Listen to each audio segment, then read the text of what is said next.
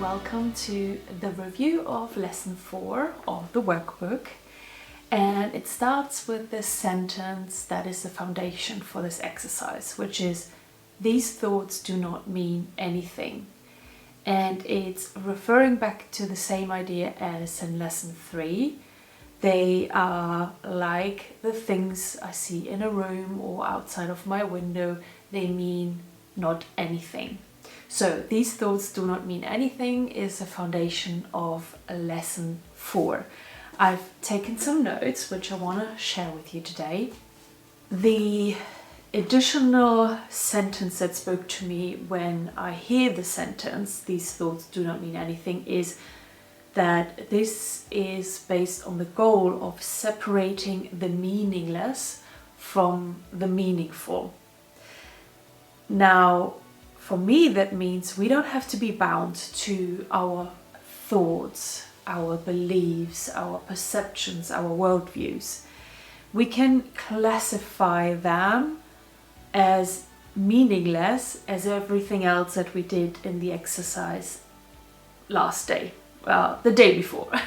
Yesterday. That's the word I was looking for. We don't have to be bound to them. We don't have to identify with them the same as we don't have to identify with objects, situations, memories, and so on and so on. The other sentence that spoke to me was, your thoughts represent such a mixture that in a sense, none of them can be called good or bad. And if they can't really be called good or bad, then we can call them as well as not meaning anything. It's fairly easy, it's very straightforward. They cannot even be called good or bad, and because everybody will probably have a different viewpoint on that, and therefore they don't really have true meaning. They don't have the power to have true meaning if they cannot even be classified as good or bad, that straightforward. So I see this exercise and the sentence as well as an invite to let go of the ideas that our thoughts and our beliefs control us, and through controlling us that they form who we are, our identity, our personalities. So if we can separate ourselves from our thoughts and our beliefs much more easily and see them as something separate from us, then we can let go as well of the idea of who we are and who we need to be or who we need to stay, and realize what or who we truly are, which is what is on the inside. The last sentence that gave a little bit of a question mark still for me, I will share what I'm currently thinking about it, but I think it will become clearer as well while I go through this year of the workbook.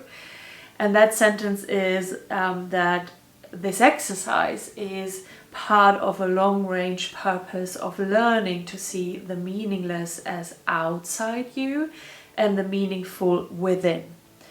Now, we would probably classify our thoughts the same as our beliefs and our feelings as something inside of us. It's not found outside of us. We probably see it more as something inside of us. But the Course in Miracles sees this differently. Thoughts and feelings and beliefs are just part of the human experience in this world, in this 3D dimension. It's therefore still outside of us and not within who we truly are.